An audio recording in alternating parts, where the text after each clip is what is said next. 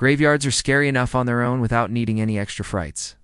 But when I found a phone in the graveyard, it definitely didn't help with that whole creepiness factor. So here's my story about what happened when I found a phone in the graveyard. It was Halloween night, and I was out trick-or-treating with my two best friends, Harry and Finn. We were all around 12 years old at the time, and we had decided to go to an older neighborhood for our candy. The houses were really close together, and there was even a park down the street from one of the houses we had just been to. It was huge and empty, which we thought would be perfect for some spooky fun. So we got to the park, and it was massive. There were so many trees, and not a single person in sight.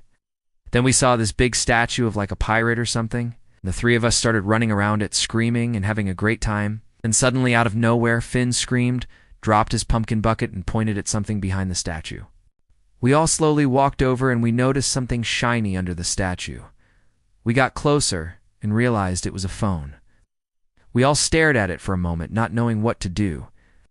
And then Harry picked it up, turned it on, and said, "I found a phone in the graveyard," as if that was the most normal thing ever. It was black and looked very expensive. And although it was old, it still worked because the screen lit up and showed me that it had one battery left. And this is how I found out that graveyards can have service, by the way. But anyway, I wanted to call the police, but Harry said, No. This will be epic if we post this online. So I was like, okay, fine. But this isn't going to end well. I just have a feeling. He posted it online and waited. And soon after, he got a reply saying, "Send it to this address." Harry asked, "Who is this?" And the person responded, "I know you found my phone. Just send it to this address, and I'll pay you $100. But why does he want his phone back? Also, $100 is a lot of money for a used phone. This guy must be rich. Anyway, we agreed, and the person sent us a picture of themselves. He had a hoodie on, so you couldn't see his face, but he looked kind of young. Harry replied, "When can we meet you?" But he never responded. And honestly, I was glad because $100 for a used phone is sus, you know? I mean, sure, we found it in a graveyard, but come on. Then suddenly, though, the notifications kept going off, but it wasn't from the original person. It was from someone else. They messaged us saying, "Did you get my phone?" Then they wrote, "What did you do with my phone?" over and over again. And each message sounded more and more panicked. I told Harry to change his number, but he said, "Nah, dude, that's stupid." Why would we do that? But I could tell he was kind of scared too. It was creepy getting these messages from a stranger, especially since they kept calling us and then hanging up. Then the next day I went on my computer and I checked my email. I hadn't gotten any new emails until I saw one from last year. It was an email from the same person who messaged us on social media. It said, "Hi, I lost my phone. If you find it, please contact me." The email also had a picture of the person who messaged us, but it wasn't a picture of the person who owned the phone. It was a picture of someone else. Someone missing. The picture was of a girl who had gone missing in our town, and she had been missing for a whole year. I instantly felt sick to my stomach. I knew that we had made a huge mistake. I tried to tell Harry and Finn, but they didn't believe me. Harry said, "Oh, chill out. She probably just wants her phone back. I'm sure it's fine." But I could tell he was lying. He was trying to sound brave, but he was scared too. I think he was just in denial. I told them, "Let's just give the phone to the police." But Finn said, No, man. You don't want to do that. Remember what happened to Mr. Henderson's dog? The cops took him away and never brought him back, so I guess that's true. The police weren't exactly known for being the nicest people in our town.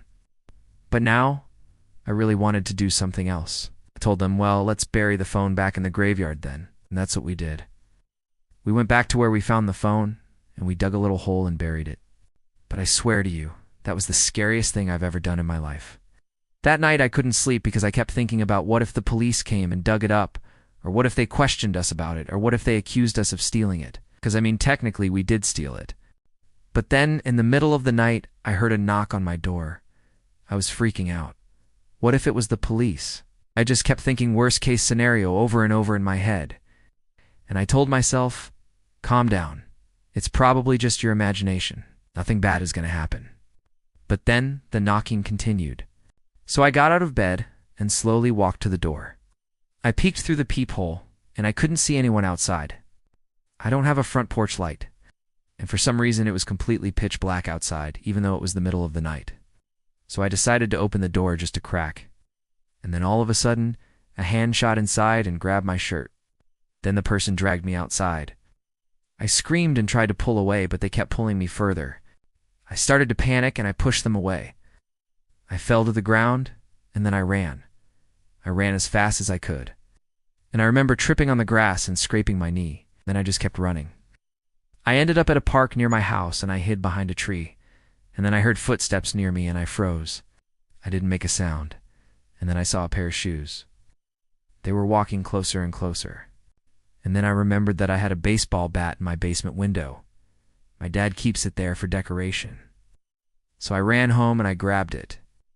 I was so scared, but I knew that I needed to defend myself. So I ran back to the park and I hid behind the tree and I waited. Whoever was coming kept getting closer and closer. And then suddenly, bam, they tripped. I hit them with the baseball bat as hard as I could. They screamed and fell to the ground. I was shaking and crying. And then the person slowly got up and I could finally see their face. It was Harry. I was shocked. And he said, "What? Why? Why'd you hit me?" And I was like, "You tried to kill me?" Then he looked confused, and he touched his shoulder, and he said, "What? No, I wasn't trying to kill you. Someone was behind you, and they shoved me into you, and then you hit me with the bat." So then we looked around, and Finn was standing there. He had a crazy look on his face, and he said, "Get away." Then he ran away. Harry and I looked at each other, and then we both started running after Finn. We ended up finding him at the lake near our neighborhood. Then Harry called the police and told them what happened. They asked him, "Where's this person now?" But Harry didn't know because he had run away. Then the police told us to go home and wait for them to call us, and they did. The next day, they came to our house and asked us questions about what happened and about the phone. I told them everything, but I didn't tell them that I hit Harry with the baseball bat. After they left, my mom came up to me and asked what happened. Started crying, and I told her everything. She hugged me and told me that I did the right thing by defending myself. And then I told her about the phone and everything. She said, "Well, I guess we should give it to the police then." So that's what we did. And later on, the police told us that they had found the girl who had been missing. They didn't say much after that, but I assume she was alive somewhere. And I know some people might say that I should have told the police about the messages that we received, but I didn't know if they would believe me, and I was kind of scared. Still, to this day, I can't believe that I found a phone in the graveyard. I wonder what would happen if I told my friends what I actually did. Anyway, thanks for listening, and see you later.